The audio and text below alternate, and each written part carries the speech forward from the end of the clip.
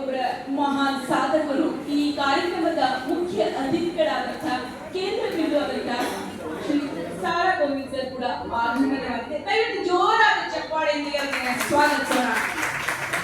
ತುಮಕೂರು ಸ್ವಾಗತ ಸರ್.